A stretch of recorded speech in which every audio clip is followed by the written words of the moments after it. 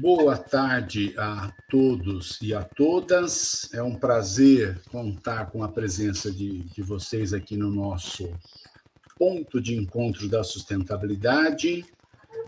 Hoje nós estamos recebendo o professor Luciano Ferreira da Silva, a quem nós já agradecemos a participação. Agradecemos também a participação do professor Diego Conte, do professor Juan Ayarza, que serão os debatedores desse ponto de encontro da sustentabilidade. O ponto de encontro é uma atividade mensal, acontece toda quarta-feira, na primeira quarta-feira do mês, e é um momento aqui de reflexão, de discussão sobre temáticas ligadas à sustentabilidade. É uma atividade do nosso programa, programa de pós-graduação em sustentabilidade, organizado pelo nosso grupo de pesquisa, Organizações, Sociedade e Sustentabilidade. O professor Luciano Ferreira da Silva, ele é doutor, mestre, graduado em administração, está fazendo pós-doutoramento aqui no nosso programa de pós-graduação, é pesquisador no programa de pós-graduação em gestão de projetos da Universidade 9 de Julho e atua nas linhas de pesquisa Sociedade 4.0 e Economia Circular, e na linha de pesquisa Gestão de Pessoas e Gerenciamento de Projetos. É editor-chefe da revista Gestão e Projetos, a 4 aí no Qualis, nosso Qualis, autor de 55 artigos, livros, com citações na Web of Sciences, Scopus, enfim, um grande pesquisador. O professor Luciano vai falar para nós sobre gestão dos resíduos urbanos e economia circular. Tá? Tema importante para o nosso PPGS, mas também é um tema importante para a própria preservação do planeta. Essa discussão sobre minimizar aí os volumes de resíduos sólidos, descartar de forma ecologicamente correta, é um tema importantíssimo, principalmente que nós pensamos que a preocupação é sempre com o crescimento, né? Sempre com extração, produção, consumo, e o professor Luciano vai trazer uma abordagem diferente para nós aí. Então, agradeço, professor Luciano, a presença, agradeço a participação, tenho certeza que vai enriquecer muito a formação dos nossos estudantes e vai colaborar muito com os nossos docentes. Então, esteja à vontade para a sua palestra. Muito obrigado, Cândido. Vocês já me escutam? Perfeitamente. Tá ótimo. Muito obrigado, Diego, Juan. É um prazer estar aqui com vocês. É um tijolinho ali nessa grande imensidão de necessidades de não somente de algo novo, algo que possa tratar com o que o próprio Cândido levanta, não do ponto de vista somente acadêmico, mas também aí prático, né, Cândido? Falando um pouquinho, o Cândido já apresentou academicamente quem é o Luciano aqui, como é que eu chego até esse tema. Há algumas décadas atrás, trabalhava já na indústria do aço e do alumínio. Então, quando nem se falava de indústrias de economia circular, eu já trabalhava com alumínio e entrava em os chamados ferro-velhos, e de lá já saía com insumos para fazer peças. Então, a cadeia de alumínio ela é muito simples, muito fácil para você transformar. Como eu disse, a gente está falando aí de 30 a 40 anos atrás, aonde lixo, né, o que hoje nós chamamos de resíduo, vira ou se torna para a gente o insumo. Então, sai do outro lado peças, e para mim, à época, isso era muito importante. Depois entro na indústria do aço, corte com formação, e o aço, tudo aquilo que você manipula ali, manufatura, de alguma forma você reaproveita depois. No doutorado, eu começo a trabalhar com plástico. Então, a minha tese, ela tem como um ponto importante a cadeia do plástico, e aí é um grande desafio para sair do aço, do alumínio, para entender um pouquinho de como reaproveitar o plástico. O Cândido, eu não sei se está funcionando a projeção. Já está com a projeção também? Ótimo, muito obrigado. Bom, agradeço a todos por tirar um tempinho nesta tarde para nos escutar. Então,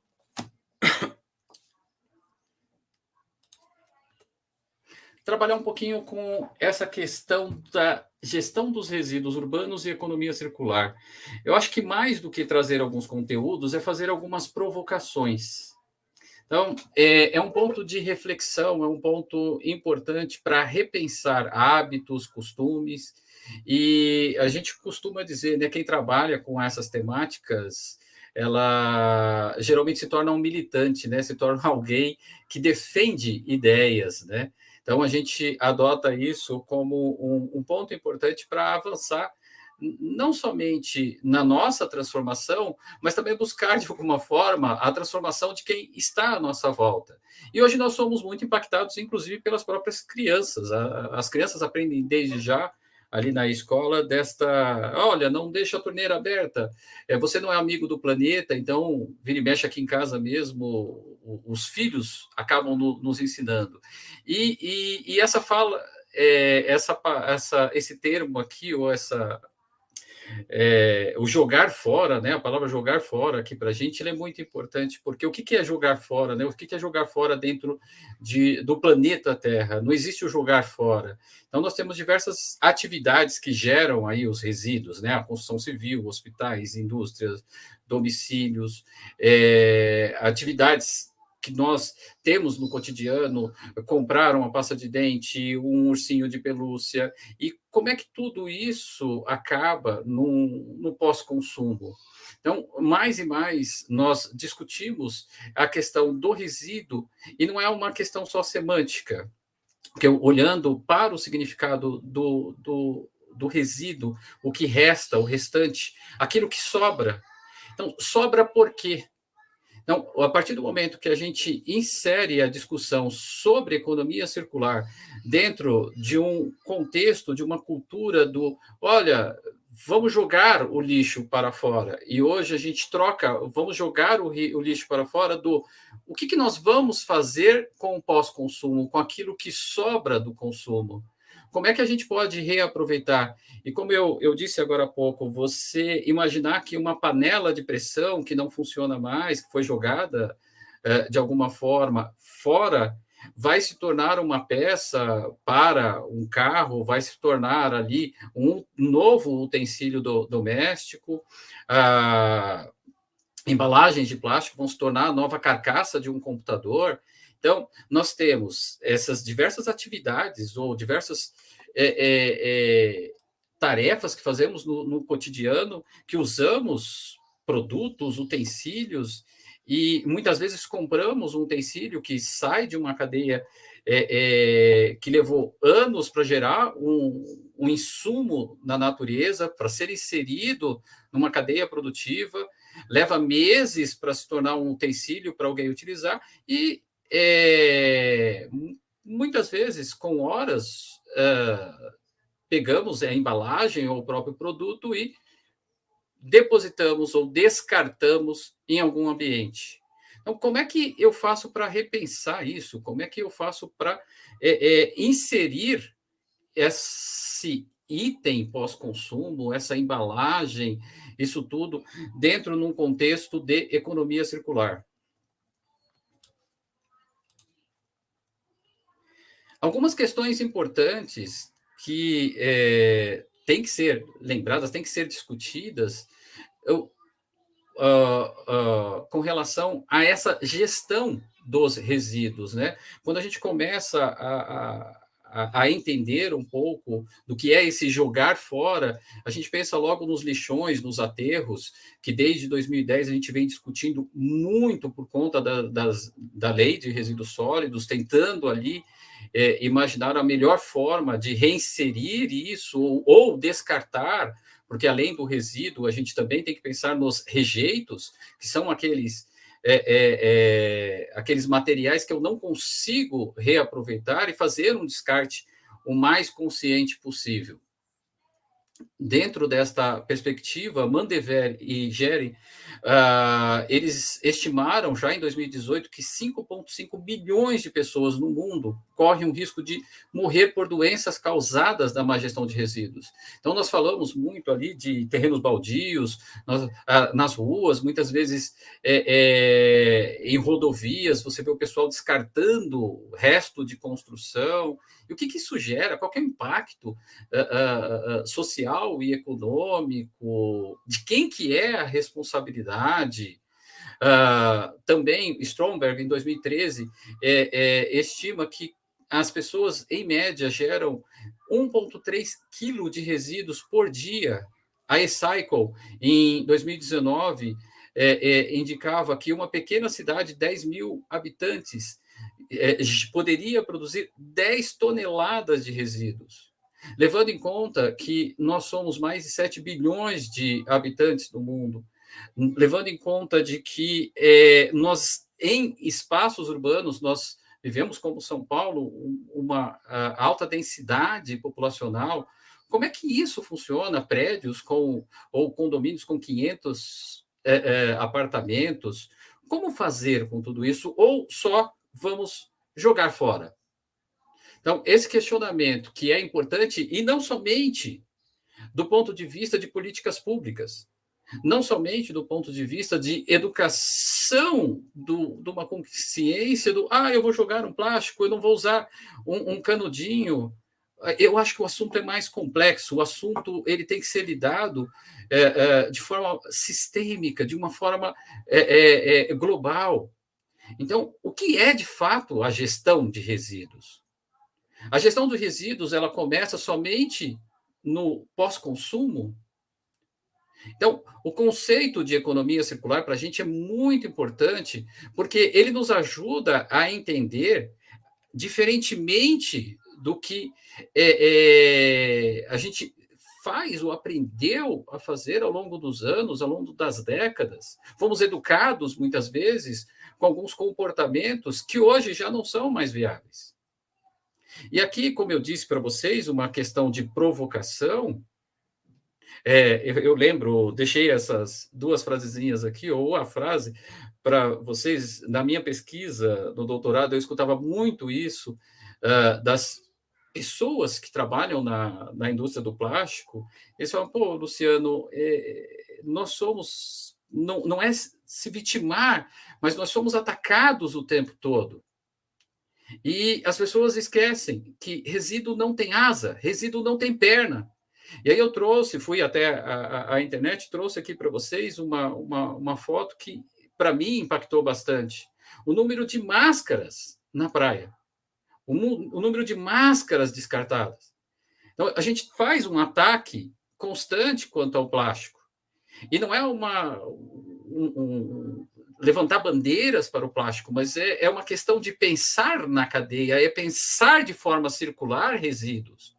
Será que algumas propriedades do plástico, análogas ao que a gente faz com o alumínio, não poderiam fazer com que a gente reaproveitasse mais, reinserisse mais? Na própria pandemia, durante a pandemia, o quanto foi útil o plástico pelas suas propriedades? E se nós tirarmos simplesmente o plástico, será que a gente resolve o problema? Então, a situação ela é complexa, são vários agentes, vários atores na sociedade. Desde você educar a criança, a você pensar no industrial, pensar na cadeia como um todo. Como é que eu faço para manter esse material, esse resíduo? Como é que eu faço para que uma praia não esteja cheia? Porque qual é a diferença de você pegar o canudinho, o copo descartável e um cordão de máscara? A responsabilidade não é somente do Estado, também não é somente da indústria, e não é também jogar essa responsabilidade só para o cidadão comum. Novamente, pensar numa cadeia, pensar de forma sistêmica. Aqui envolve questões relacionadas à educação, ao comportamento. questões relacionadas à consciência, e eu acho que a gente evoluiu bastante. É só olhar para as mídias sociais, olhar para quanto a gente tem se tornado mais consciente. As políticas públicas, mais e mais. Mas será que se resolve somente com legislação, somente com a taxação? Será que não há subterfúgio? Será que não há formas de bular? Porque o papel, quando você declara que vai fazer alguma coisa, não necessariamente aquilo é o que é aplicado. Então, de novo, problemas complexos exigem, talvez, uma discussão mais complexa. E quando a gente insere aqui a questão da economia circular, mudando de mindset, mudando de pensamento, fugindo da economia linear, do extraio, produzo, consumo e descarto, para uma cadeia em que nós temos diversos atores, diversos elos da cadeia, pensando em design, ecodesign, a remanufatura de materiais, o reaproveitamento, reuso, distribuição, pensar como eu tenho uma embalagem que exija menos transporte, o consumo baseado em refil, a coleta de forma mais consciente. Mas para essa coleta ser consciente, eu tenho que ter o descarte consciente já dentro da residência. E talvez isso tudo sendo repensado antes mesmo de retirar a matéria-prima. E jogar isso fora de um ciclo, de tal forma que ou eu reaproveito em outra cadeia, ou ela vai se tornar um rejeito.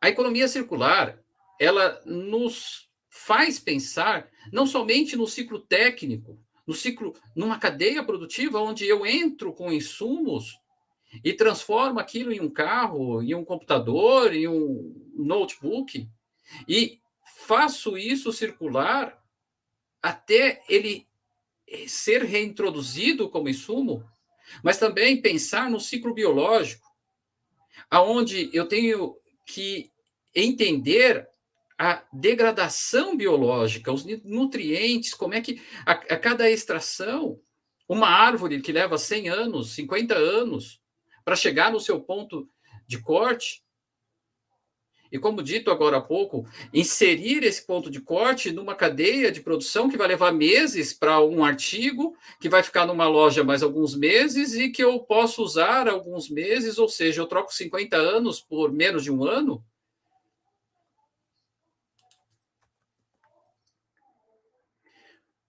Como dito, esse repensar a economia fugindo de um ciclo ou fugindo de uma visão de extraio, produzo, utilizo, descarto.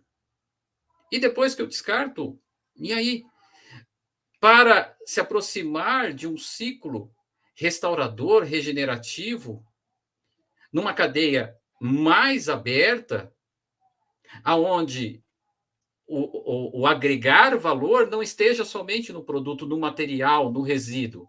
O agregar valor pode estar nas externalidades positivas gerada dessa cadeia, gerada dessas atitudes, gerada de uma mudança de comportamento. Entendendo o ciclo biológico e ciclo técnico. Porque dentro da economia circular, o objetivo é manter os materiais o maior tempo possível em produção e consumo. Manter os materiais, de certa forma, como insumos de uma cadeia e subproduto de outra. E aqui olhar para isso em um ecossistema. Em um ecossistema de resíduos que façam com que a gente possa aproveitar todos os agentes, todos os autores. Como é que eu consigo pensar esse ecossistema? Fechar ali as atividades, fechar ali pessoas, processos, tecnologias.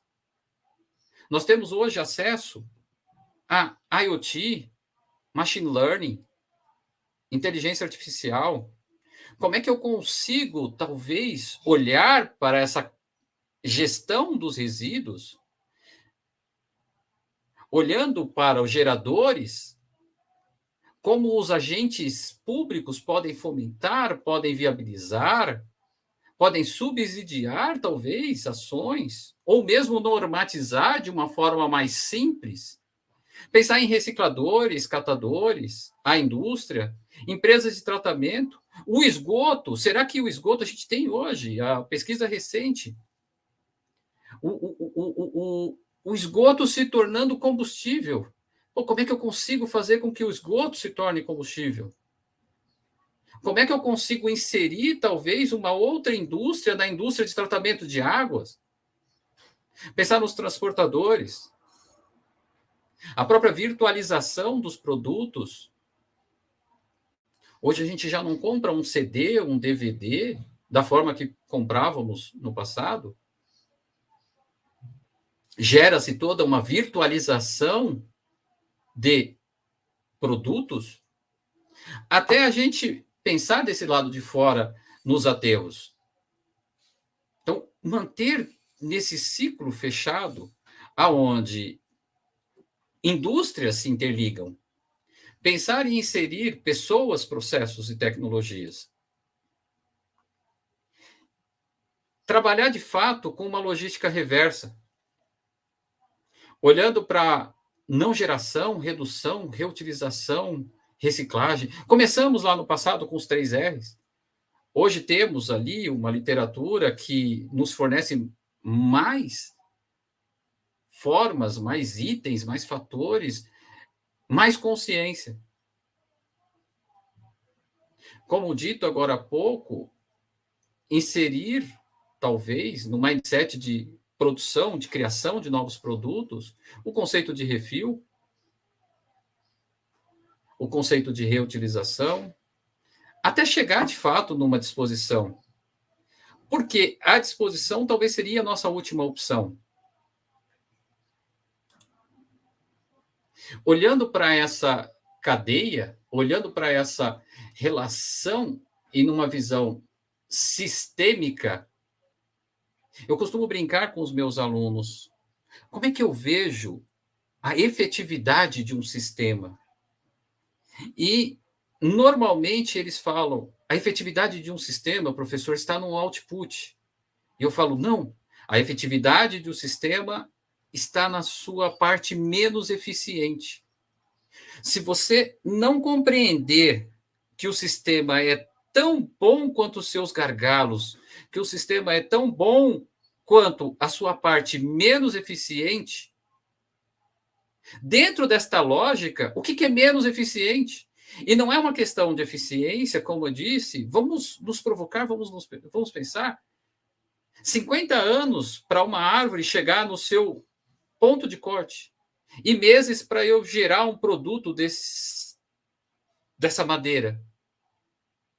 Quem é menos eficiente aqui? E será que é menos eficiente? E os serviços ecológicos?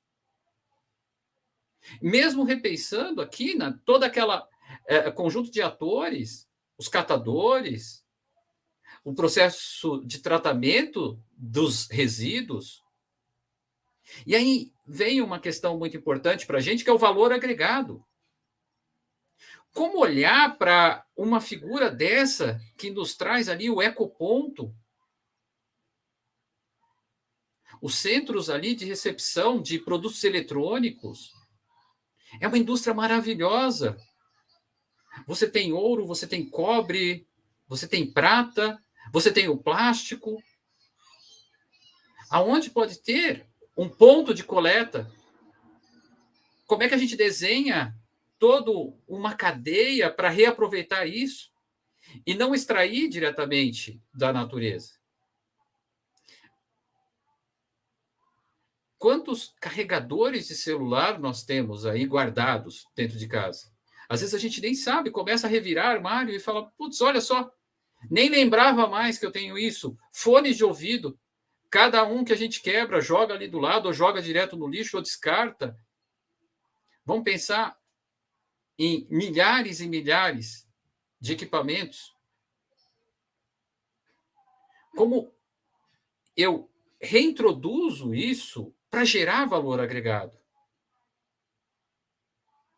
Não passa só pela responsabilidade de um ou a responsabilidade de poucos. Eu acho que para entender esta visão de ecossistema circular de resíduos, é muito importante entender a efetividade do sistema. Nós somos tão eficientes numa cadeia quanto a parte menos eficiente.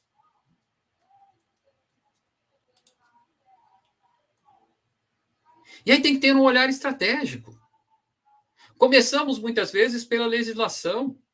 Conversávamos ainda há pouco, 2010 para 2021, que não é uma discussão que começa ali há 10, 15 anos atrás, é muito mais antiga que isso. Será que a gente resolve só porque determinou ou promulgou uma nova lei? Ah, mas professor, agora tem uma série de instâncias. Então, nós temos as políticas nacionais, políticas estaduais, políticas municipais. Nós estamos fomentando ali mais atores, catadores, cooperativas. Como isso está interligado aos consumidores? Quais são os programas de educação? Quais são os programas de inserção, de trazer, integrar, transformar o consumidor não somente num consumidor, mas um consumidor cidadão? Pensar nessa gestão de resíduos e entender, e não de forma depreciativa somente. Existe sim um braço que tem coleta seletiva, mas nem sempre a gente consegue. Imagine um município pequeno que malemar consegue fazer a sua coleta regular. Pensar na realidade de cada localidade. Os espaços urbanos são complexos, são diversos. Entender que nesta cadeia você tem opções, mas também talvez terá que integrar as opções. Trabalhar como alguns municípios já trabalham hoje em consórcio. Inserir biodigestores, compostagem. Luciano, muito se fala hoje do plástico, o biodegradável. Ok, mas não adianta ser biodegradável se depois você não tem como tratar. A reciclagem, mesmo na coleta regular, o quanto é atrativo, o quanto tem servido para famílias se sustentar. E isso depois, com as evoluções tecnológicas, com pesquisas, hoje a gente transforma isso em combustível, isso a gente transforma em nafta, a gente transforma em novos insumos, pela pirólise, plasma, carqueamento. Também serve para incineração. O plástico, o termoplástico, será que ele não é uma solução? O bitumen, o asfalto, oriundo ali de resíduos plásticos. Quais são as propriedades técnicas que a gente consegue melhorar? O próprio, na construção civil, bloco. E depois dessa visão do todo, de forma sistêmica, e entender qual é a melhor opção, mas qual é a melhor opção não por uma imposição somente, mas entendendo a particularidade de cada localidade, entendendo o grau de maturidade dos consumidores, compreendendo aqui a reinserção numa cadeia de produção. E eu vejo algumas pesquisas que eu acho bem interessante, né? As casas de pet. Ou será que olhar para uma casa de pet e o uso que eu fiz de pet ali, será que não é somente estético? É uma provocação? Será que se eu inserir numa pirólise, será que não é muito melhor? Luciano, mas não tem ganhos de escala, não tem como eu escalar isso ainda. Vamos repensar, então, vamos ver, às vezes dar um passo para trás, às vezes compreender e discutir com mais atores.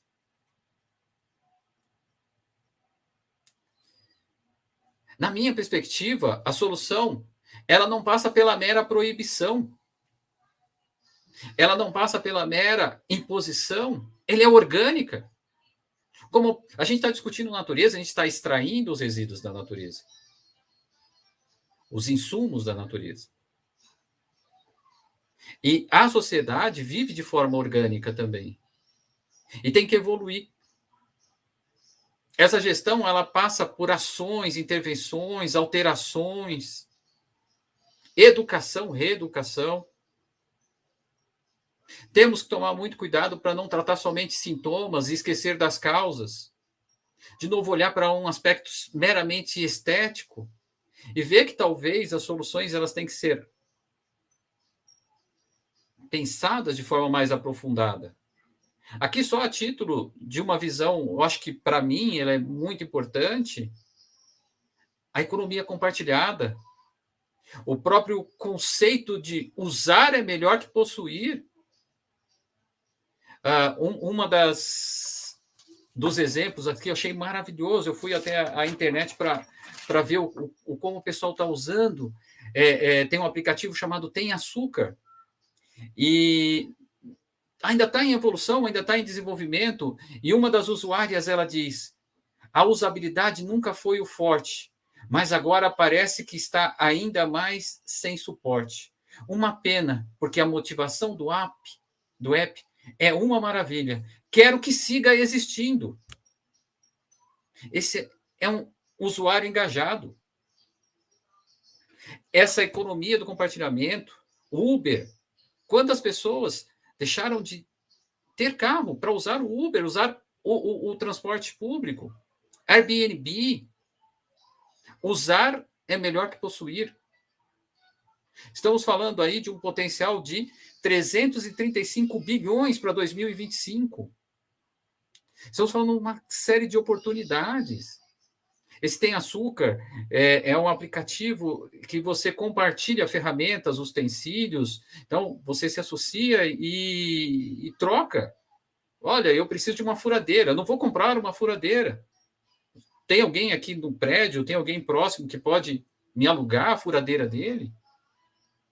Então, a tecnologia ela vem, inclusive, para ajudar. Se eu mantenho o produto por mais tempo em uso, eu vou usar menos o material in natura, o material vindo da natureza.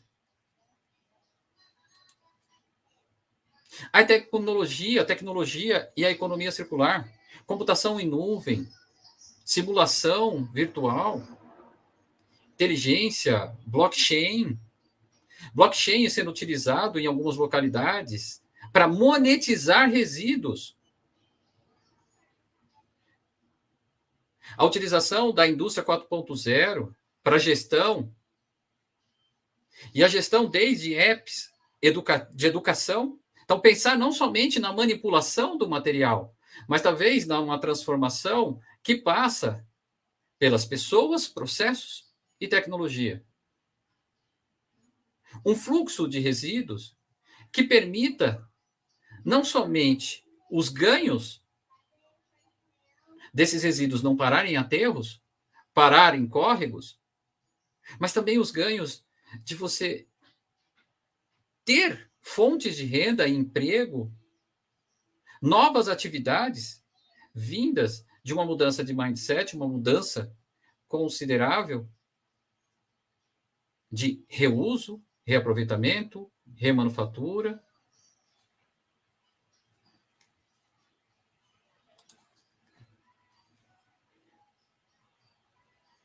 Essa economia circular de resíduos, e como dito agora há pouco, ela passa por uma maior conscientização, mas mais que isso, até a visão de que eu tenho prazer de reinserir esse produto que foi descartado, fazer parte de uma nova cadeia e ainda sustentar a minha família, como é fácil de ver. Lembrando, inclusive, os diversos tipos de materiais que nós temos, como eu disse aqui no início, comecei com o alumínio, depois fui para o aço, na grande indústria, grandes empresas, o tratamento do produto ele é de forma diferente, na construção civil, e aí você desce até o catador, as recicladoras, porque este material é mais atrativo do que o outro, porque ele é pensado somente como um material, como um resíduo. E aí o que eu provoco a pensar é ir além disso. A pensar não somente no produto, e isso é fato hoje em dia, o quanto a sustentabilidade já se tornou um modelo de negócios. O quanto nós temos, desde startups a grandes empresas, fazendo uso da consciência como um negócio, como um diferencial competitivo, revertendo para o nível de consciência da pessoa que usa o aplicativo e está torcendo para ele, mesmo com defeitos, que continue. Força, eu quero que siga existindo. As externalidades, se a gente pegar as falas que os lixões ou os aterros podem matar 5 milhões de pessoas por contaminação de lençóis freáticos, por dengue ou o que seja, eu estou retirando pessoas da fila de um hospital público. Pensar nas externalidades é um ganho também. Pensar nos resíduos, e é um conceito que você já escuta bastante, principalmente Product as Service, mas os resíduos como serviço, a embalagem como serviço. Volta para a discussão dos apps, volta para a discussão da economia compartilhada. Como é que eu consigo aumentar ali o campo de atendimento das pessoas, empresas, municípios? Eu acho que o grande desafio, fazendo ali um estudo recente, o grande desafio é escalabilidade. Como pensar isso em escala? Como aplicar isso em escala? Temos, muitas vezes, pesquisas em laboratórios que são maravilhosas, mas hoje nós não temos como ganhar escala. E nós, dentro de uma universidade, temos o papel e a obrigação de pensar não somente em gerar produtos novos a partir do reaproveitamento desses resíduos, mas também pensar na funcionabilidade, pensar na escalabilidade, pensar em facilitar a vida das pessoas e a melhor gestão. Que gestão é essa? Essa que eu acho que é a grande discussão que a gente pode direcionar. O que seria a gestão? A gestão é esse papel do poder público de normatizar, de regular. A gestão é quando eu, dentro da minha casa, começo a separar os produtos. Eu consigo compostar na minha casa também os orgânicos. Na rua eu não jogo embalagens no chão. Então, eu tenho a gestão nos domicílios, eu tenho a gestão do município, eu tenho a gestão do Estado, cada um com seu papel, a indústria pensando na logística reversa, pensando em integrar cooperativas para gerar uma maior entrada de insumos oriundos da reciclagem. Qual é a gestão? Eu acho que, indo para o final dessa discussão, o que eu poderia deixar como provocação é: que tipo de gestão nós estamos falando desses resíduos? Como é que a gente pode lidar com tudo isso? E não é somente nós, que quem está aqui tem um maior nível de consciência, mas como fazer para integrar, porque a sociedade não se faz só em grupinhos, em núcleos. A sociedade se faz com o conjunto, com o diverso. Mais e mais estamos nos tornando aí um número maior. As crianças, como dito agora há pouco, amigos do planeta, agentes públicos mais conscientes, usando a sustentabilidade como bandeira, mas essa circularidade depende de pensar o ecossistema sustentável, o ecossistema circular. E o ecossistema circular depende de cada elo. E como dito agora há pouco, como é que eu faço para medir a eficiência de um sistema? E, na minha visão, um sistema é tão eficiente quanto a parte menos eficiente. E não adianta eu ir lá e colocar todos os meus esforços para ganhar escalabilidade para um determinado processo de reaproveitamento de um tipo de resíduo. Porque eu vou ter que educar quem abastece esse resíduo da melhor forma. Questões simples como, eu pego as embalagens de casa e eu tenho que lavar ou não?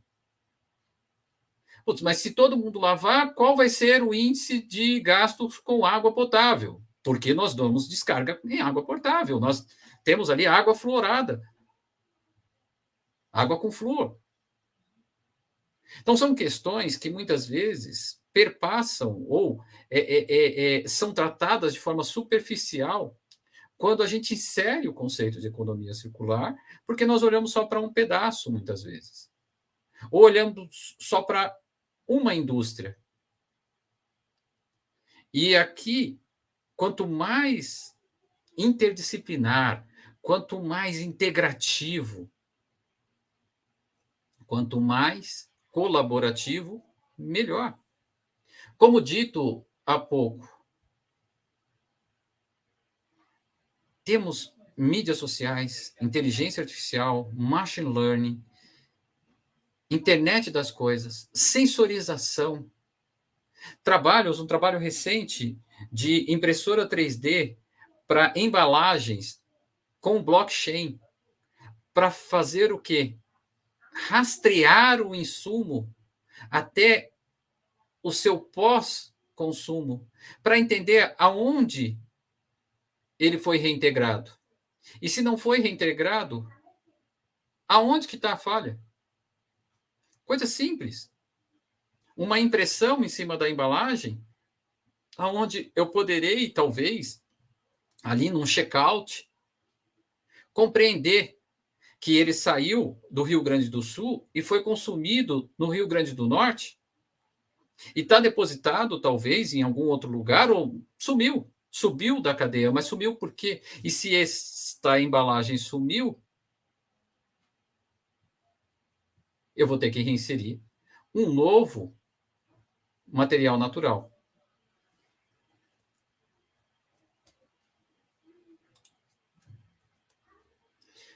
Eu agradeço pela atenção de todos. Espero que alguns desses pensamentos, algumas dessas provocações os atinjam de alguma forma.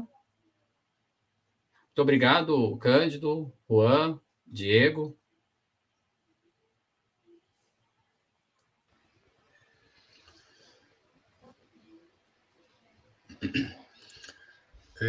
Agradecemos, professor Luciano Ferreira da Silva, e vamos passar imediatamente para os debates, começando com o professor Diego Conte.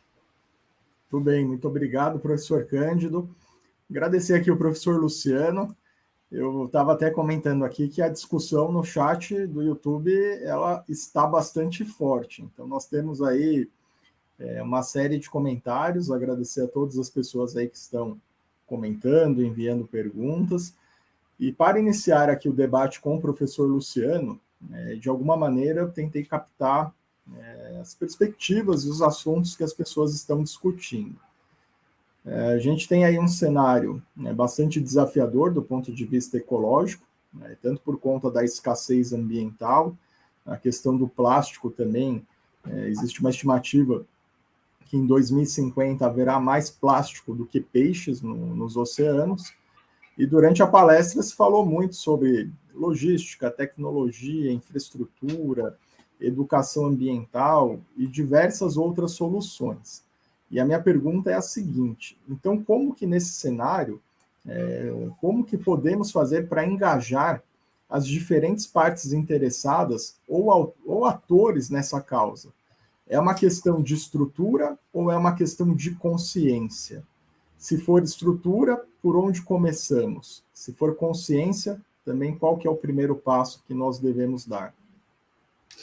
Ô, Diego, é bem interessante. Quando você fala do plástico nos oceanos, não estou diminuindo a importância disso, mas muita gente que fala não entende nem dimensão e nem do que isso impacta, quais são as métricas. Então, de novo, essa questão, acho que usar um pouco mais da racionalidade para discutir isso, entender de fato para não tratar somente causas e nos efeitos.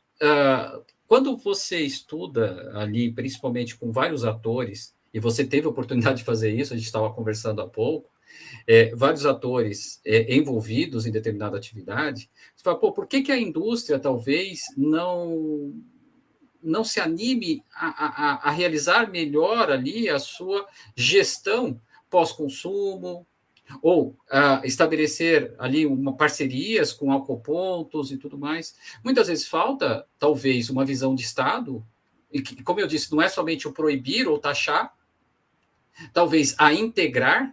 Pô, eu tenho um ecoponto. Quanto deste ecoponto, de fato, trouxe industriais para repensar ali? Eu não preciso ter um caminhão, talvez, de coleta. Talvez eu vou determinar uma coleta. Você quer ver uma coisa bem simples? Eu lembro do isopor. Isopor é uma coisa que é difícil, ele toma espaço, é leve, mas teve uma associação que fez uma máquina barata para diminuir ali, fazer o que eles chamam de pãozinho. Então, você coloca o isopor, aquece, ele retrai e isso volta para a cadeia. Por que, se é barato, não é atrativo, talvez, ter uma maquininha dessa em cada ecoponto, em algumas localidades, para que isso volte? Então, não sei se é viável ou não, mas, do meu ponto de vista, o que merece é uma discussão de fato de economia circular. Por que o alumínio ele é fácil? Porque tem valor agregado. Eu trabalhei com isso, a gente tinha uma fundição. Então, você pega a panela, a latinha, joga tudo ali, depois insere um produto químico, ele limpa, e aí você reaproveita uma nova peça. Se tiver porosidade ou se tiver rebarba, você lima, você desbasta e tornou o produto de novo. O plástico ele também tem essas propriedades. A madeira, talvez não. Então, a discussão, de novo, acho que ela tem que ser mais profunda, tem que ser mais integrativa, colaborativa, fazendo referência ao próprio programa interdisciplinar, né, Diego? Muito bem, até aproveitando aqui, tem mais uma pergunta aqui do André. Você falou sobre métricas, né? Ele perguntou aqui, como medir a economia circular de uma empresa ou de uma nação? Já existe uma medida, um índice? Nós temos diversos indicadores de sustentabilidade. Eu lembro que eu e o Diego mesmo já fizemos trabalhos para verificar isso, né? E métricas, eu lembro que tinha um professor da USP que ele sempre falava como mensurar o imponderável, né? Como ponderar o imponderável. É muito difícil você falar de métricas. Eu acho que a gente tem que ter volto para a objetividade. O que eu quero medir, né? Se eu quero medir o menor impacto ali relacionado a não ir para os aterros. E esses aterros têm associado causas de doenças pelas mais diversas. Então, quer dizer, eu tenho que inserir, não sei, a minha visão, eu tenho que inserir talvez ali o diagnóstico nos postos de saúde, hospitais públicos da região, eu tenho que ver a entrada ali em ecopontos ou aterros, o quanto foi reinserido na própria indústria. Tem muitas indústrias, eu acho que eu não lembro quem foi que perguntou, mas muitos estudos têm utilizado o método de ciclo de vida do produto, né, Diego? Então, isso facilita bastante, mas como que isso é feito? Eu analiso alguns, eu vejo alguns, que eu falo, putz, ainda tem um mindset linear, eu não sei se é percepção minha, Diego, eu acho que ainda estamos no mindset linear. Interessante. Acho que isso mostra realmente que ainda há um caminho muito grande, né, a ser percorrido. A discussão ela precisa ser aprofundada. E essa parte até das métricas também, como é que mede, se existe um índice para os países, talvez aí seja um campo de estudo também interessante, né? Não, e o que é mais interessante é se eu jogo esse insumo, mesmo que seja numa outra indústria, vamos supor, e aí é um problema muito sério, indústria alimentícia, será que ela consegue assimilar de fato esse plástico, ou esse insumo de plástico reciclado? Talvez não. Mas se eu colocar isso para fazer lá brinquedos, se eu coloco eles, o quanto hoje o pessoal tem feito os equipamentos de ginástica em praças, está usando metal, está usando. Será que não dá para usar também um plástico? Pallets, que antigamente a gente usava de madeira, que é one-way. Você coloca aquilo no tempo, coloca com 100 quilos em cima, degrada. Aí eu vou inserir nova madeira ou posso fazer aqueles pallets de plástico, que tem uma alta resistência? Como eu disse, você usa pirólises, que hoje não tem escalabilidade. Eu reinsiro nafta, eu gero gás, eu gero terra preta de resíduo. O que eu vejo, até quando você fala de métricas, talvez, por isso que a minha percepção que ainda temos um mindset linear, é que quando sai da cadeia, como é que ele é incorporado, de fato, numa outra indústria? E o que é valor? Eu acho que até, não sei, Diego, quando a gente discute academicamente, né, a palavra valor é uma grande armadilha. E eu acho que quando a gente pensa em indicadores, eu acho que alguém comentou aqui, se eu não me engano, no chat, a respeito de diferenças, né, desigualdade econômica. Eu acho que esse é um dos grandes ganhos. Quanto você incorpora a geração de renda e emprego no reaproveitamento de um resíduo? Que são as externalidades positivas. Por mais que eu tenha, e eu acho que o desperdício, o descarte de forma irregular, ele é feito por todos os níveis, todos os estratos. O que é valor? A gente está medindo o quê?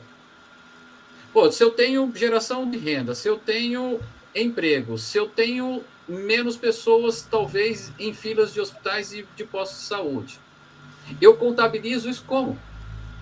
Aí eu deixo como um desafio, né, Diego? Não sei o que você acha, mas é um grande desafio. Com certeza.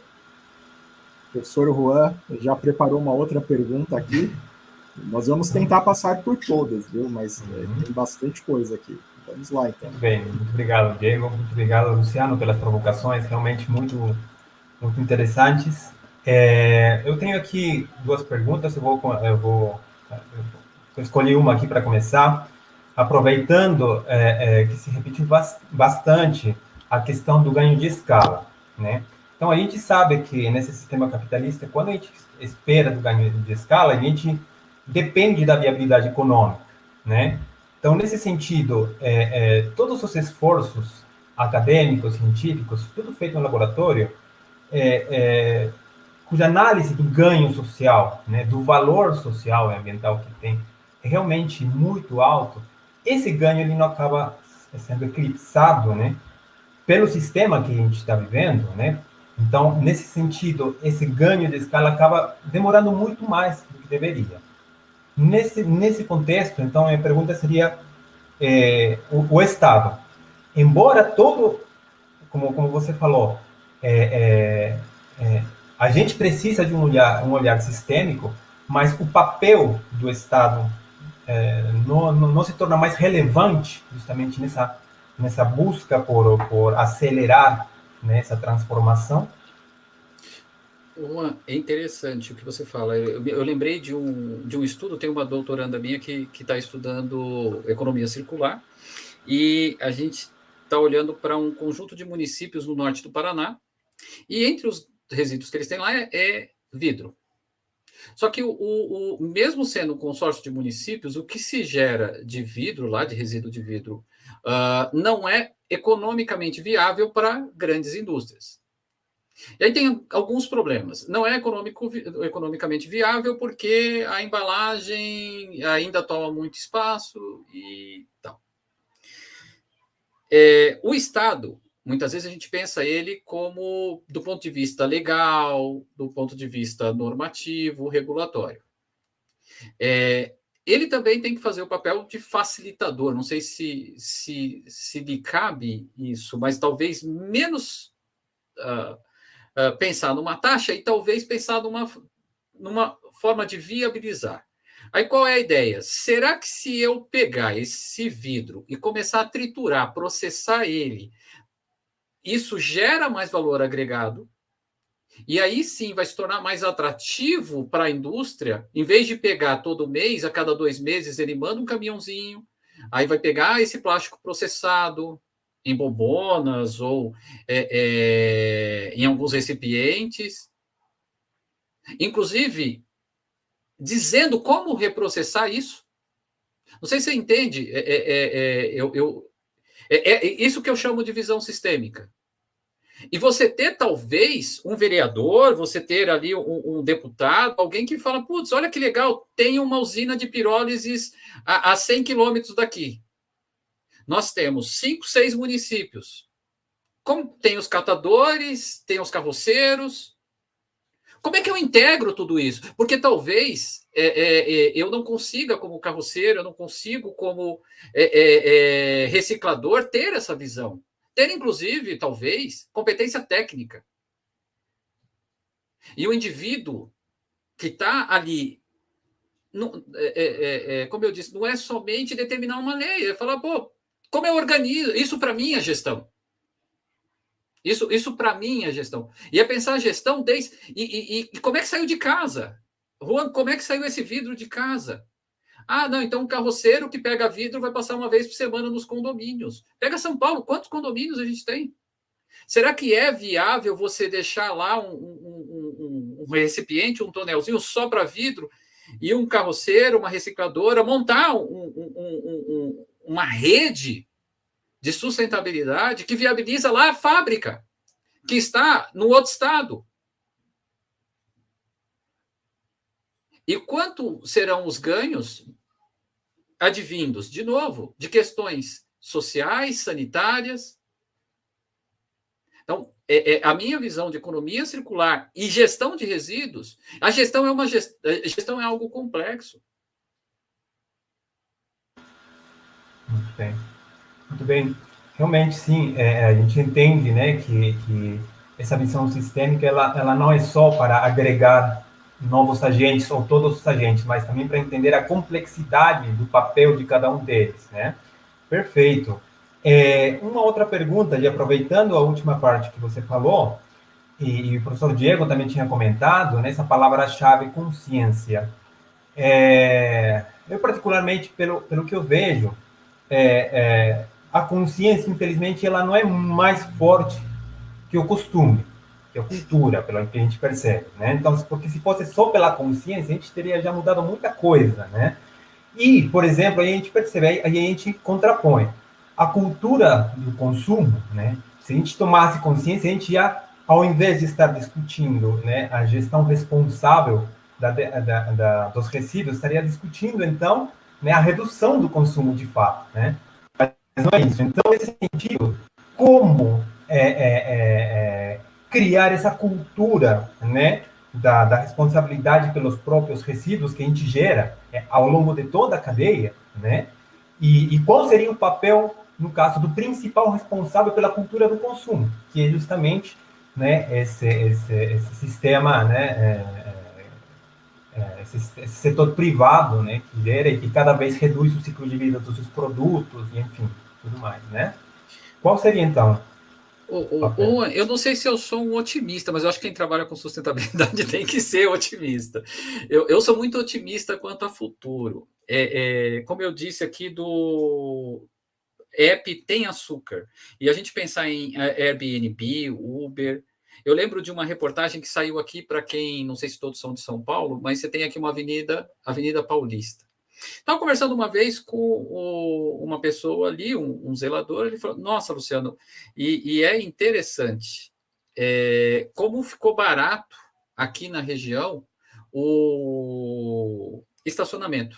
Cheguei a pagar R$30 por hora no estacionamento, a segunda hora 15, e depois você deixa mais de R$50 no estacionamento fácil. Ainda deixa em alguns.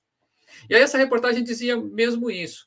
Não somente os estacionamentos, mas os prédios ao redor. Se você olhar para o estacionamento, antigamente, uma vaga de estacionamento era uma fonte de renda, uma fonte de receita. Uma vaga de estacionamento ainda é, em algumas localidades, uma fonte de receita. Você tem lá, você fala, tenho vaga para 2 carros, mas uso só um. Então, vou alugar outra vaga. E não custa barato. Então, qual que é meu otimismo? Você tem uma geração agora, Juan, que está muito acostumada, eu fiquei 20 dias, mais de 20 dias na Europa, não usei carro nenhum dia, fiquei 20 dias nos Estados Unidos, não usei carro nenhum dia, e olha, é maravilhoso. Não usei carro, não usei o meu carro, e não aluguei carro. Você vai lá no Uber, você tem o metrô, você sai ali, baixa um aplicativo, não tem nem... Olha só que maravilhoso. Você pega um QR Code, né? Vai lá, faz a leitura de QR Code, baixa a malha metroviária, tem o Google, você tem o Uber e acabou. Você vai para outra cidade, você já entra no Airbnb. Então, qual que é meu otimismo? A economia, por que eu trouxe para a nossa conversa a economia de compartilhamento, a economia compartilhada? Ela vem mudando o comportamento. E não é uma questão de resistência ou de capital, nada, as pessoas continuam consumindo. Só que o consumo para a geração mais jovem, ele é o uso e não o possuir. E mesmo os mais velhos, já tem muita gente. Eu acho que é uma questão de pragmatismo, que é trade-off. Por que eu vou pagar 50, 100 reais num carro, ter uma série de taxas? A indústria automobilística está mudando. Então, esse otimismo, acho que não é das vozes da minha cabeça. Você nota, você escuta que gestores estão repensando produção. Se a indústria automobilística continuar pensando da forma que fazia produtos no passado, talvez não sobreviva. Tem nichos, então vai ter nichos de mercado aqui, mas eu acho que a grande massa, você pegar as locadoras de veículo, aí você tem o Uber, aí o Uber o cara já nem compra mais, ele aluga o carro. Então, como é que é essa cadeia de produção? Como eu disse para você da questão do app lá do Tem Açúcar, eu preciso de uma furadeira, eu vou fazer uma reforma no meu apartamento, preciso de um mês de alguma coisa. Eu vou comprar um mês de alguma coisa. Não sei se você compreende, Juan, mas eu quero estar certo, viu? Sim, gostaria. Eu compartilho do otimismo, com certeza, né? A gente precisa acreditar como professores, como pesquisadores, né? Continuar acreditando e trabalhando nesse sentido, né? Realmente, o otimismo é fundamental.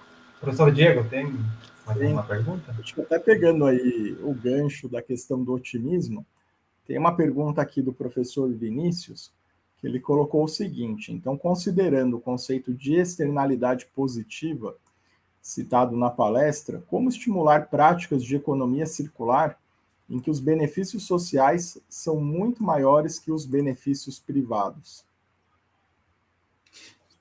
Eu acho que eu acho que isso tudo faz parte de um bojo só. Uma boa atividade de economia circular, ele acaba se tornando muito importante do ponto de vista social. Já começa, de novo, vamos olhar não somente para o ciclo produtivo. vamos pensar também o que não é gerado. Então, pensando nas externalidades positivas, pensando no que não é gerado só por eu não ter tirado uma árvore. Se eu não tirei uma árvore, eu não tirei um filtro natural de água. Então, eu deveria incorporar, inclusive, serviços ecológicos. Então, é aquela história de mensurar o imensurável, né? Como é que eu consigo entender quais são os filtros naturais? Eu gosto muito, se eu não me engano, do Moran. Ele fala que o que nos distancia do fim do mundo são 30 centímetros de terra fértil. O que nos distancia do fim do mundo são 30 centímetros. O dia que a gente não tiver mais aqueles 30 centímetros de terra fértil no planeta, acabou, não tem mais. Então, como integrar isso? Isso já é um benefício, acho que social imenso. Além disso, como eu faço para entender os ganhos em uma cadeia produtiva para todos os atores, que é difícil, né? Quando você estuda essa relação dos empregos diretos, você também fala, gerou-se 1.000 empregos diretos. E quanto gerou de empregos indiretos? O quanto tem alimentado as famílias? E hoje você já tem pessoas que trabalham na indústria da reciclagem que não trocaria a indústria da reciclagem por um emprego formal em outro lugar. Isso é fato.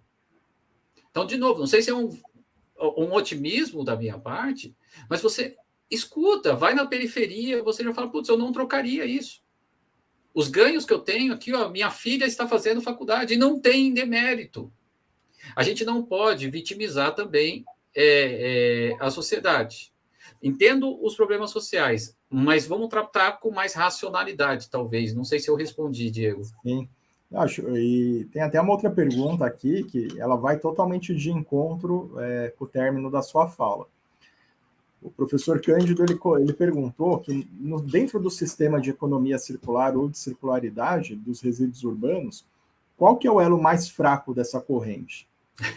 E como apoiar esse elo mais fraco? Pô, o Cândido está querendo uma solução imensa. Ô, Cândido, vamos fazer um projeto de pesquisa para isso, olha, Cândido. A coisa aqui está ficando boa, estou tendo vários insights, viu? Como eu disse, Cândido, a gente está com uma pesquisa já tem 1 ano e provavelmente nós vamos para a segunda fase. Eu vou qualificar a minha aluna agora. E olhando para toda essa cadeia, como eu disse, você tem um problema da indústria. A indústria precisa... É normal, acho que a finalidade da indústria, por mais que a gente fale que a indústria é uma entidade privada que tem um papel social também, a indústria precisa se manter, como dizia o Peter Drucker. A primeira responsabilidade é com ela, que são os empregados, senão ela vai à falência. Aí você tem um setor público que regula isso. E aí, no meio desse sanduíche, você tem quem? O catador, o reciclador, que talvez não pegue o plástico, porque o plástico não é interessante, porque o plástico é um vilão. Por que eu falo do plástico? Porque muitas vezes o plástico é tratado como vilão. E não é uma visão maniqueísta. Eu acho que a gente não pode ter maniqueísmo para pensar gestão. Porque se eu começo a pensar gestão com maniqueísmo, eu já não estou pensando gestão, estou só com ideologias. Então, o que eu tenho no primeiro momento? Aí é uma percepção, Cândido, mas te convido a gente pensar um projeto de pesquisa, como disse o Diego. O intermediário do resíduo é a parte mais frágil, mas não é a parte mais frágil porque ele é vítima. Ele é a parte mais frágil porque talvez ele não tenha os principais subsídios ou a instrução correta. Como eu disse, forma simples. Vamos reprocessar o vidro e a gente não vai entregar caco de vidro. Nós vamos entregar o vidro como insumo processado. Qual é o ganho disso? Você vai ter um gestor, uma secretária, você vai ter máquinas, equipamentos. Mas só vai entrar a cada 2 meses. Não tem problema, é a cada 2 meses. O que a gente faz no meio do caminho? Está entrando madeira, está entrando... E uma máquina para reprocessar isso é simples. Tem uma startup em Minas que vende isso. Tem projeto, tem patente na internet que entrega ali tipos de máquinas que você pode fazer o que? A produção rápida. Inclusive o conceito de produção rápida. Está ali. Chama um serralheiro, monta os caixotes, monta 2 cilindros, eles vão desbastar ali, triturar o vidro, na outra ponta ainda sai um pouco maior, precisa de uma granulação menor, ok, coloca 2 cilindros batendo ali para sair a poeirinha do outro lado, separa o transparente. Você montou uma indústria. Não é somente um reciclador, é uma parte da indústria. Por isso, quando eu repenso esse ecossistema, não é somente tirar do jogar fora, o que foi a minha fala inicial, que muitas vezes parece ser batida, eu sinto que é batida, parece que são jargões, né, que a gente usa, ou jogar fora, não existe problema. Não, mas dá uma sensação de mais do mesmo. Mas, no final das contas, vamos agir com mais pragmatismo. O que nós... Aí eu vou falar, é uma responsabilidade nossa, Cândido. Eu, você, Diego, Juan, quem está nessa sala. O que nós podemos levar de tecnologia para essas pessoas? O que é tecnologia? Um processo. Eu não sei. O Diego... Eu trabalhei na indústria. O Diego, vamos supor, ele nunca trabalhou na indústria. Bom, o Diego tem uma capacidade cognitiva enorme. Ele vai lá, pega, olha, tem um processo. Então, vou treinar esses caras no processo. Conseguimos. Eu acho que isso falta. Muito bom. Professor Juan? Bem, eu tenho aqui uma pergunta do André Navarro. Ele diz o seguinte, né? Um dos conceitos é transformar produtos em serviços. Poderia discorrer um pouquinho a respeito disso? Sim, isso você escuta com uma certa frequência, né? Então, eu até traduzi aqui o resíduo as a service, porque quando você pensa nisso, você pensa no seguinte: eu acho que esse, André, é o grande conceito por trás da economia compartilhada, viu? Porque você tem o Uber. O Uber eu acho que, para mim, é o símbolo do produto como serviço. Que você tem uma indústria criada para... Você pega as empresas de coprocessamento, o André, indo para um lado mais complexo, você pegar o próprio resíduo que se transforma depois. Eu tenho gostado muito de ver, não sei se o André tem acompanhado, mas as usinas de pirólise. Falta escalabilidade? Falta. Mas olha como como isso acaba contribuindo para a gente. Então, o produto... Isso aqui é uma garrafinha. Ok. É uma garrafinha de água. Ele está prestando um serviço para mim. E depois dele se tornar um resíduo, para onde ele vai? Isso aqui é alumínio.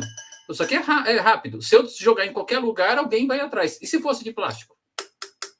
Por isso que eu acho que o conceito de resíduo vai além do produto. Não sei se o André concorda, mas pensar no material que está ali.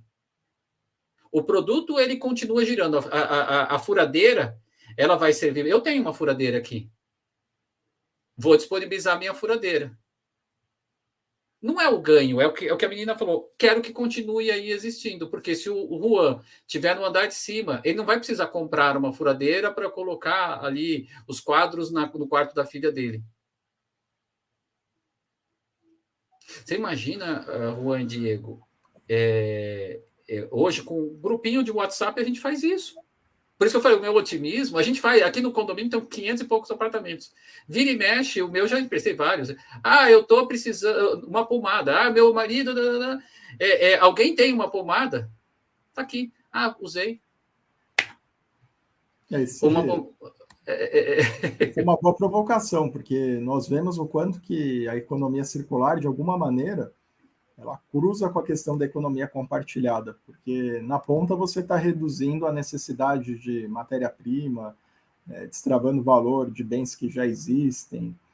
Não há necessidade de produzir um bem por indivíduo, por exemplo. Isso aí é uma coisa que chama atenção. Nos Estados Unidos, eu lembro que fizeram uma pesquisa, você falou da furadeira, né? Só para a gente não perder aqui o contexto. Lá, a maior parte dos americanos tem uma furadeira em casa.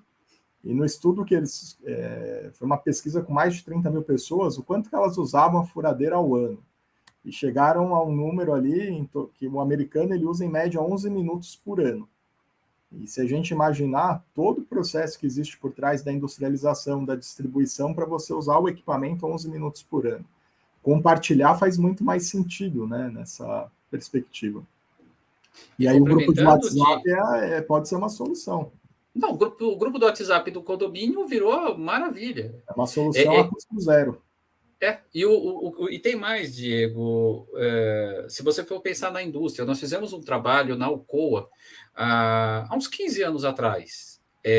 Se valia mais a pena alugar ou comprar.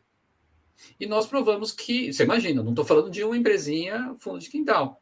Valia Sim. muito mais a pena alugar. E nós tínhamos lá alguns milhares de equipamentos, então nós alugávamos para várias indústrias, inclusive para a Alcoa. Então fazíamos manutenção preditiva, mantínhamos o produto mais tempo em uso, que esse é o ciclo técnico e o ciclo biológico. O que quebrava virava carcaça, a gente canibalizava o produto quebrado, que virava insumo para os produtos em uso.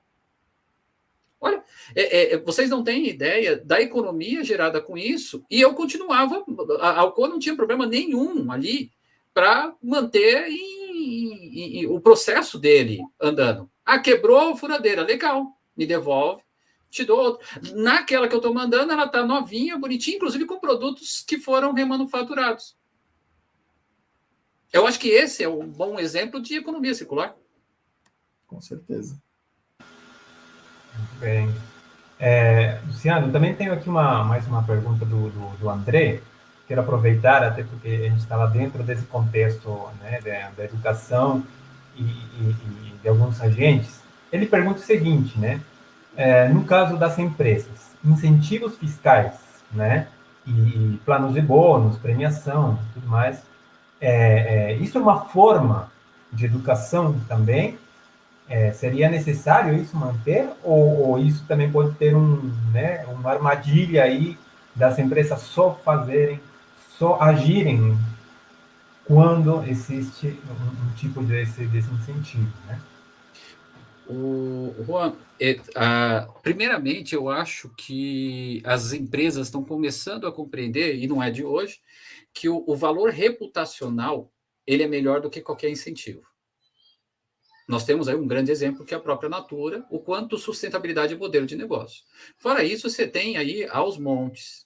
Você tem empresas que começaram como pequenas startups recentemente e que hoje já valem alguns milhões. Então, sustentabilidade se tornou business. Economia circular, consequentemente, é business.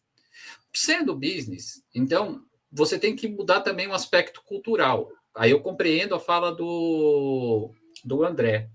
Se você, de alguma forma, subsidia uma mudança de mindset, porque a parte mais sensível do indivíduo e das empresas é o bolso, então, de alguma forma, você cria um fator de estímulo. Então, talvez ele não seja o principal fator, André, mas na minha cabeça é um fator para movimentar a inércia.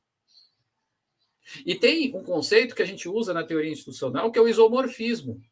Uma vez, aí a gente usa, né, a teoria evolucionária, o isomorfismo, uma vez que você institui um comportamento, ele cria um benchmark. Uma vez que você estimula uma mudança de mindset, as pessoas vão se perguntar o porquê. O porquê a empresa do Diego tem um valor reputacional maior que o meu. Então, eu acho que pode começar, e aí é a minha grande preocupação. Quando a gente pensa só pela proibição ou pelo incentivo, a gente não está pensando cadeia. A gente está pensando um elo. E talvez eu até atrapalhe, porque o carroceiro que está no... foi o que o Cândido falou, talvez o carroceiro, o reciclador, que é uma parte mais sensível, ele vai deixar de coletar alguma coisa ali por conta desta dificuldade de fornecer o insumo para a indústria, que não é viável para ela.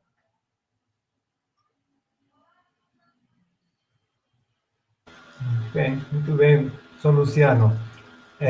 Para finalizar, aqui temos mais uma perguntinha da Yusuke. Ela fala o seguinte, né? Eu acho que também engloba todos os assistentes aqui que estão de alguma outra forma dentro desse, né, desse ambiente acadêmico direcionado para a questão da sustentabilidade e tudo mais. Ela diz, né, que se você poderia recomendar, né, leituras a respeito, né, da gestão de projetos, sustentabilidade e aqui essa questão do sistêmico, né, da abordagem sistêmica.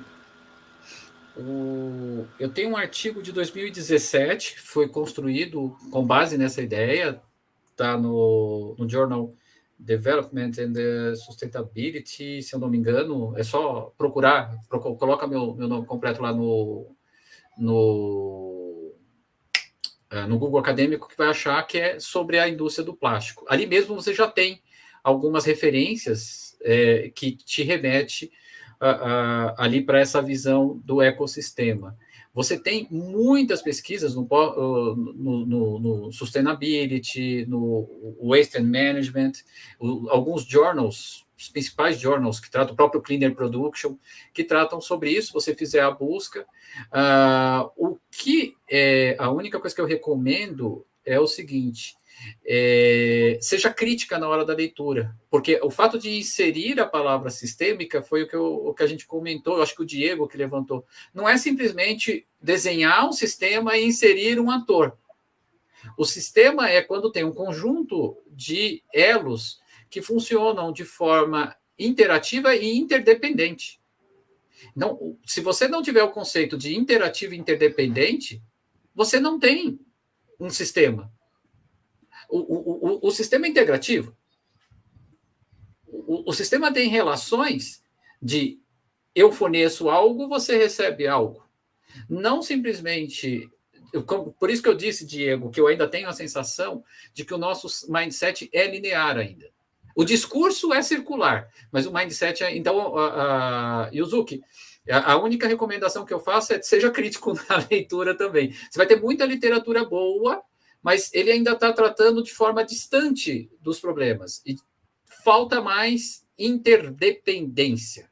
Eu acho que a palavra que eu pudesse deixar para vocês também nesse finalzinho, além do valor, do que é esse valor gerado, e pensar nas externalidades positivas, é a interdependência. Bom, então nós estamos chegando aqui, né? Faltam 4 minutos para a gente chegar às 15h30. Eu queria pegar uma última provocação do André aqui, antes de nós finalizarmos. Ele disse o seguinte, que o resíduo ele não deveria existir, ele deveria sempre ser encarado como um subproduto para o novo ciclo. É possível imaginar um futuro sem resíduos? Eu compartilho da mesma visão dele. A palavra, ela é difícil quando você começa a utilizar, né? Mesmo sustentabilidade, né? Antigamente a gente era chamado dos ecochatos, né? Porque era ecologia, aí foi para sustentabilidade. Hoje, lá e cá, criam-se novas nomenclaturas, novos rótulos. Não é uma discussão somente semântica, mas eu compactuo que o nome resíduo ele não faz jus ao que... Eu gosto do nome material. Eu gosto mesmo do nome material. O nome material ele faz com que eu pense melhor sobre... Vamos pegar o grande público. Se a gente está falando de educação, não sei o que vocês acham. Chega numa dona de casa na periferia e vai explicar resíduo para o filho dela. Quando a gente estuda marketing lá atrás, a gente fala, né, para colocar o nome de produtos e tudo mais. Você quer entender se o nome que você colocou é bom? Pede para uma pessoa simples explicar para uma criança. Se ela se enrolou para explicar, o nome não é bom. Então, resíduo faz sentido para quê? Agora, material faz, porque ela vai na casa de material de construção. Material, o que é material? Material tem valor. Todo mundo percebe valor em material, talvez não perceba valor em resíduo. Não é uma discussão meramente semântica, é conceitual. Da mesma forma que eu chamo de ecossistema, eu chama o reciclador de indústria, não de reciclador, porque ele é parte da indústria, ele faz parte da cadeia.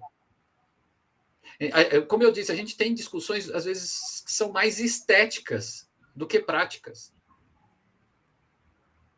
Como eu disse, fazer casa de pet, não estou dizendo que está errado, mas também não está certo.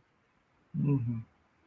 Ai, que lindo, envolveu... Tá, a gente fez uma pesquisa agora, o Diego está nessa pesquisa, é ótimo, é maravilhoso.